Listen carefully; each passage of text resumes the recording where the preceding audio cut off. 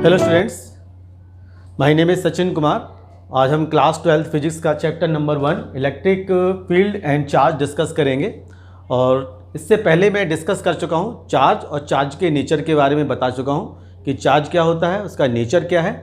आज हम चार्ज की प्रॉपर्टीज़ पर डिस्कस करेंगे और प्रॉपर्टीज़ में भी फंडामेंटल प्रॉपर्टीज़, जो फंडामेंटल प्रॉपर्टीज़ हैं हम उनके बारे में डिस्कस करेंगे। वैसे बहुत सी प्रॉपर्टीज़ हैं चार्ज की जिनको डील किया जाता है फिजिक्स में, लेकिन यहाँ पर आज की डेट में हम फंडामेंटल प्रॉपर्टी पर डिस्कस करेंगे।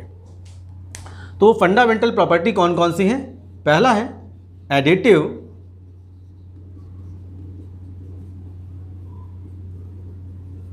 Nature of charge, second conservation of charge,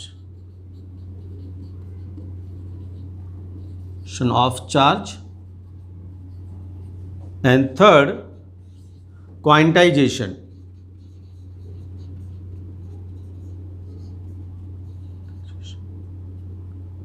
of charges। तब चार्ज पर एक्सपेरिमेंट किया गया स्टूडेंट्स, तो पाया गया कि चार्ज की प्रॉपर्टीज़ में जो ये बेसिक प्रॉपर्टीज़ हैं, additive nature of charge, conservation of charge and quantization of charge, ये एक फंडामेंटल प्रॉपर्टीज़ हैं जिनको फिजिक्स में डील करना या फिजिक्स में समझना बहुत ज़रूरी है। ठीक है, तो सबसे पहले हम बात करते हैं कि एडिटिव नेचर क्या होता है, किसी भी चार्ज का एडिटिव नेचर किस तरीके से वर्क करता है। तो इसके लिए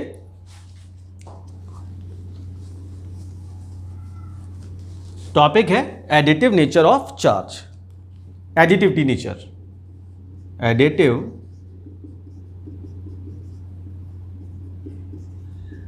नेचर ऑफ चार्ज। अब देखिए student, additive nature of charge को समझने के लिए मान लीजिए हमने क्या किया कि एक बॉडी है, ये एक बॉडी है, इसका नाम ए है, इसको हमने कुछ चार्ज दिया, मान लीजिए 1 माइक्रोकूलम का। तो चार्ज देने से पहले इस बॉडी का जो नेट चार्ज था वो था 0 न्यूट्रल, और जैसे ही 1 कूलम इसको चार्ज दिया तो इसका जो नेट चार्ज हुआ, इस पर जो नेट चार्ज प्रोड्यूस होकर बन के तैयार हुआ, that is the 1 coulomb, 1 microcoulomb. इसके बाद फिर से हमने इसको और चार्ज दिया, मान लीजिए हमने इसको दिया 2 माइक्रोकूलम का चार्ज। तो इस बॉडी पर, यानी कि जो बॉडी ए है, इसके अंदर जो नेट चार्ज बन के तैयार हुआ 2 microcoulomb, that is the 3 microcoulomb. ठीक है, टोटल चार्ज बोल सकते हैं, यानी कि बॉडी का अब जो चार्ज हो चुका है वो 3 माइक्रोकूलम हो चुका है। अब मान लीजिए मैंने इसको फिर से 2 माइक्रोकूलम का नेगेटिव चार्ज प्रोड्यूस करके दिया। तो अब इसको हम ऐसे देख सकते हैं कि अगर इसका जो टोटल चार्ज एवेल्यूएट करेंगे तो इसका मतलब हो जाएगा 1 microcoulomb plus 2 microcoulomb minus 2 microcoulomb, जो कैंसिल आउट होके इसका जो नेट चार्ज होगा वो क्या हो रहा है स्टूडेंट्स, 1 माइक्रोकूलम बन के तैयार हो रहा है। इसको एक और तरीके से समझें कि अगर मान लीजिए ये एक बॉडी है, अभी फिलहाल इस पर कोई चार्ज नहीं है, जो नेट चार्ज है वो 0 है, और इस पर अगर हम 1 कूलम का या सिंपल एक Q1 चार्ज दे रहे होते हैं, Q1 चार्ज दिया, Q2 चार्ज दिया, Q3 चार्ज दिया, Q4 चार्ज दिया, और सो ऑन करते हुए Qn चार्ज दे रहे हैं, तो जो टोटल चार्ज जो उसका जो एवेल्यूट होगा, टोटल चार्ज जो एवेल्यूट करेंगे due to the scalar quantity, चूंकि एक चार्ज एक स्केलर क्वांटिटी है, तो यहाँ पर जब हम चार्ज एवेल्यूट करेंगे, नेट चार्ज निकालेंगे, टोटल चार्ज निकालेंगे, तो वो स्केलर के रूल से ही निकालेंगे, वेक्टर के रूल से नहीं निकालेंगे, क्योंकि अगर वेक्टर होता तो हम वेक्टर का रूल अप्लाई करते। तो यहाँ पर जो सम हो रहा है वो कुछ इस तरीके से होगा, Q1 plus Q2 plus Q3 plus Q4 dot dot dot Qn। तो आप इस एक्सप्रेशन को देखें कि जो टोटल चार्ज निकल के आया किसी भी बॉडी पर, वो एक प्रकार का एल्जेब्रिक सम है, एक प्रकार का स्केलर क्वांटिटी का सम है, Q1 plus Q2 plus Q3 dot dot dot Qn। This is the algebraic sum. और ये Q1, Q2, Q3, Q4 क्या है कि इस बॉडी पर डिस्ट्रीब्यूटेड चार्ज है। तो एडिटिव नेचर ऑफ चार्ज हमको क्या समझाता है कि अगर किसी भी चार्ज पर, किसी भी एक बॉडी पर डिफरेंट चार्ज डिस्ट्रीब्यूटेड हैं तो उनका जो सम होगा वो एल्जेब्रिक सम होगा, क्योंकि ये जो चार्ज है वो एक स्केलर क्वांटिटी है। तो Q1 Q2 plus Q3 plus Q4 dot dot dot Qn। इसका मतलब क्या है कि total charge is the sum of algebraic values all distributed charge, यानी कि जितने भी डिस्ट्रीब्यूटेड चार्ज है उन सभी का एल्जेब्रिक सम होगा। That is the additive nature of the charge. Next concept को हम डिस्कस करते हैं स्टूडेंट्स।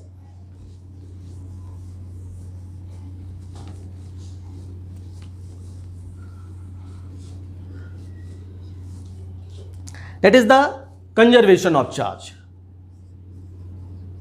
Conservation of charge. देखिए कंजर्वेशन ऑफ चार्ज को समझने के लिए, कंजर्वेशन ऑफ चार्ज से पहले भी बहुत सारे ये फंडामेंटल्स लॉज के साथ में एसोसिएटेड रहे हैं, जो कंजर्वेशन के कंसेप्ट को आपने समझा होगा। कंजर्वेशन ऑफ चार्ज को समझने के लिए हम क्या करते हैं स्टूडेंट्स, एक बॉडी कंसीडर करते हैं। दिस इज द बॉडी, ये एक बॉडी है ए, लेकिन ये बॉडी किस तरीके की है, ये बॉडी एक प्रकार की आइसोलेटेड बॉडी है। तो आइसोलेटेड बॉडी का मतलब क्या है, आज की डेट में आइसोलेशन का मतलब सबको पता है। तो आइसोलेटेड का मतलब क्या है कि अंदर के लोग अंदर रहेंगे, बाहर का कोई भी व्यक्ति अंदर एंटर नहीं कर पाएगा, यानी कि एटमॉस्फेरिक इफेक्ट नहीं होगा इस बॉडी के अंदर। इसके अंदर बैठे हुए जो एलिमेंट हैं या जो बॉडीज़ हैं, जो पार्टिकल हैं, वो तो आपस में इंटरेक्ट कर सकते हैं, लेकिन सराउंडिंग का कोई भी इंटरफेरेंस नहीं होगा। ये एक प्रकार का आइसोलेटेड सिस्टम है। तो मान लीजिए इसके अंदर एक बॉडी ये थी और एक बॉडी ये है। इसके अंदर 4 माइक्रोकूलम का चार्ज था,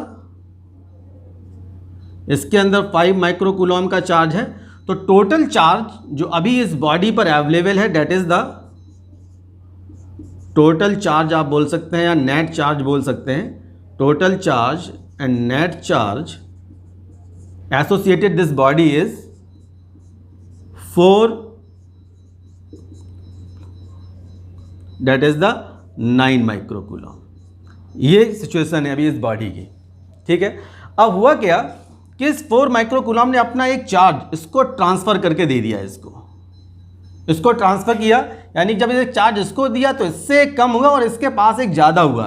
तो सिचुएशन कुछ ऐसी बनी,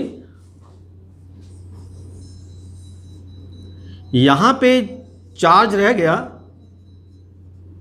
3 माइक्रोकूलम और इस जगह पे बन के हो गया 6 माइक्रोकूलम। और जब इन दोनों का टोटल चार्ज एवेल्यूट करके देखा तो आपने देखा 3 माइक्रोकूलम प्लस 6 माइक्रोकूलम और आंसर आ रहा है 9 माइक्रोकूलम। तो यहाँ पर अभी भी टोटल जो चार्ज है इस बॉडी पर, सेम बॉडी पर, वो अभी भी कांस्टेंट है। This is the conservation of law. Clear?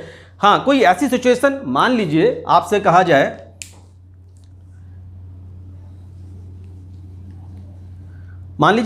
जाए कि 6 माइक्रोकूलम का जो चार्ज था, इससे 1 कूलम चार्ज मान ली किसी भी तरीके से वैनिश हो गया, डिस्ट्रॉय हो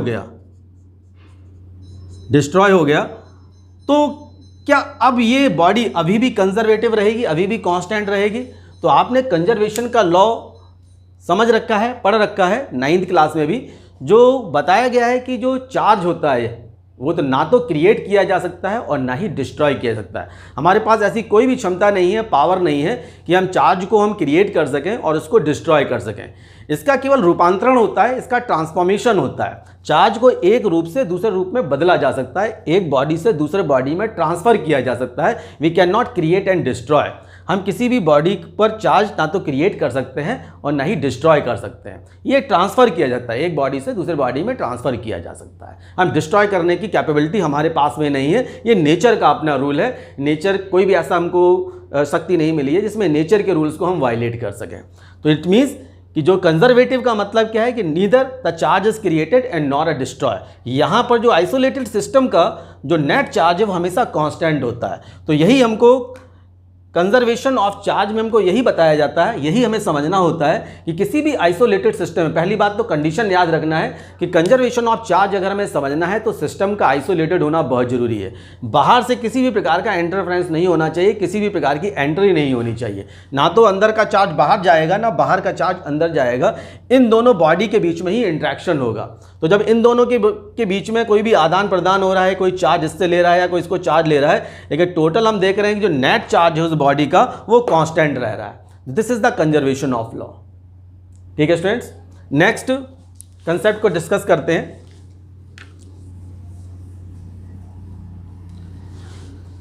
अभी तक हमने basic properties of electric charge, जो फंडामेंटल प्रॉपर्टीज थी, दो हमने डिस्कस कर ली हैं। तीसरी की बात करते हैं क्वांटाइजेशन।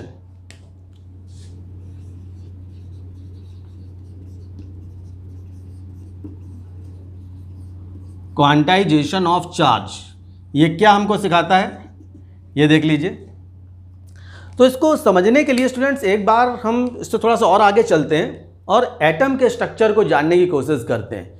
क्योंकि कोई भी मैटर बना हुआ है स्टूडेंट्स, वो आपको पता है मॉलिक्यूल्स है और एटम से बनके मिलके बना हुआ होता है, और उसके साथ भी कुछ और चीज़ें एसोसिएटेड होती हैं। अगर इसको थोड़ा सा रिलेट करें तो कोई भी पार्टिकल है या कोई मैटर है,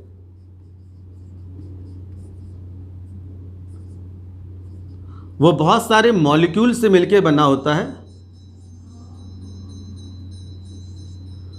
और मॉलिक्यूल्स एटम से मिलके बना होता है, और एटम्स के अंदर जो चीज़ें पाई जाती हैं, मान लीजिए वो इलेक्ट्रॉन, प्रोटॉन एंड न्यूट्रॉन।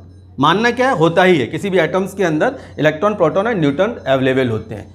तो इसके लिए एक एग्जांपल मान लीजिए कंसीडर किया मैंने कि एक नाइट्रोजन का, तो इसके पास में 7 प्रोटॉन होंगे और इसके आउटर मोस्ट सेल पर उतने ही इलेक्ट्रॉन चक्कर लगा रहे होंगे।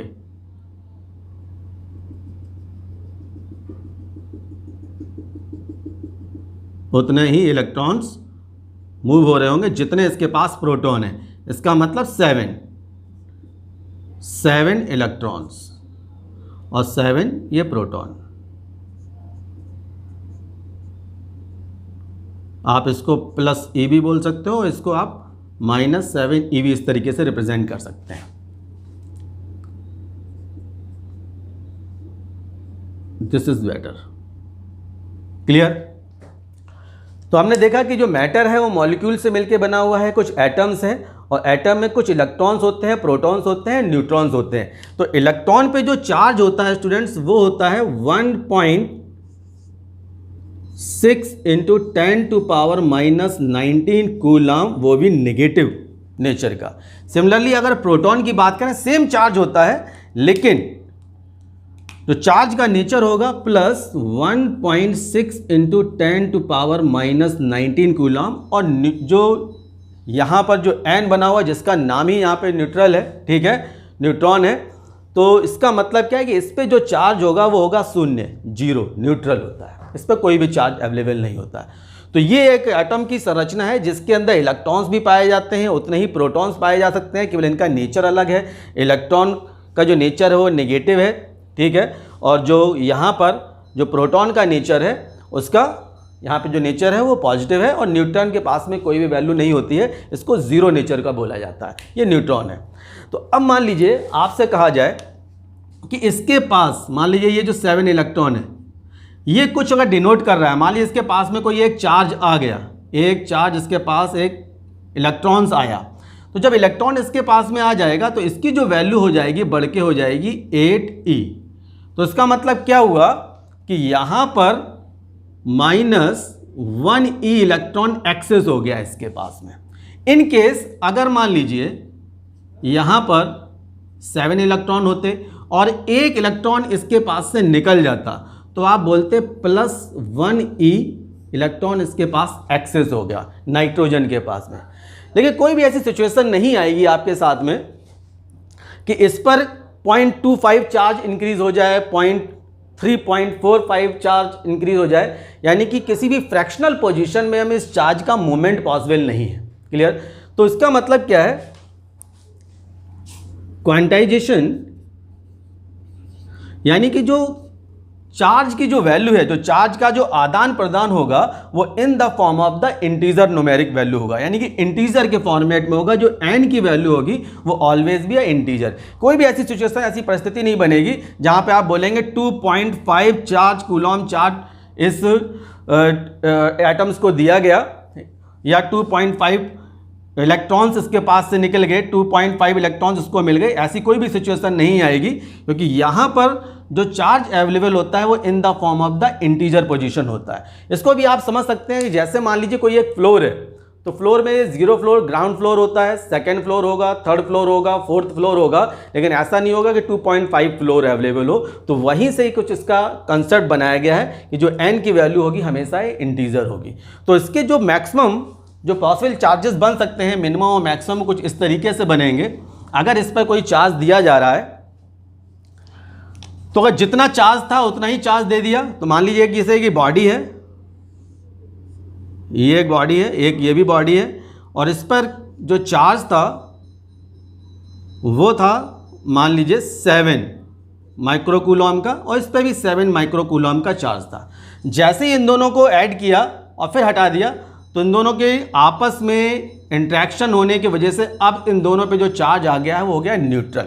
यानी कि जितने इलेक्ट्रॉन्स थे उतने अगर वापस चले जाएं या जितने प्रोटॉन थे वो निकल जाएं, तो इस बॉडी का जो टोटल चार्ज होगा वो क्या होगा, 0 होगा। अगर आप यहाँ पे बोलें कि अगर 7 इलेक्ट्रॉन इसके पास में है और 7 ही प्रोटॉन इसके पास में अवेलेबल हैं, तो टोटल चार्ज कितना होगा, टोटल चार्ज तो 0 होगा। लेकिन ऐसी कोई स्थिति नहीं आने वाली कि इसका जो चार्ज है वो 0.25% हो जाए, तो ऐसा नहीं है। अगर 1 इलेक्ट्रॉन चार्ज इसके पास में आएगा तो Q इक्वल टू NE के अकॉर्डिंग Q की जो वैल्यू होगी 1 × 1.6 × 10⁻⁻19 कूलम, यानी कि इतनी वैल्यू। इसका जो मिनिमम जो चार्ज होगा किसी भी एक बॉडी पे जो आ सकता है वो हो सकता है 1.6 × 10⁻⁻19 कूलम। क्लियर? मैक्सिमम कुछ भी हो सकता है, 1 कूलम चार्ज भी दे सकते हैं, 2 दे सकते हैं, 3 दे सकते हैं, 100 दे सकते हैं, 1000 दे सकते हैं, लेकिन मिनिमम जो रहेगा वो 1 रहेगा। क्लियर? क्योंकि ये नेगेटिव है तो ये नेगेटिव हो गया। ठीक है, हम पॉजिटिव चार्ज देंगे तो पॉजिटिव वैल्यू बनेगी। तो कुछ इस तरीके का इसका डायरेक्शन बन सकता है, 0 1e charge, 2e, 3e, 4e, similarly -1e, -2e, -3e, -4e, dot dot dot, इस तरीके की एक श्रृंखला बन सकती है। इसी को बोला जाता है, इस कंसेप्ट को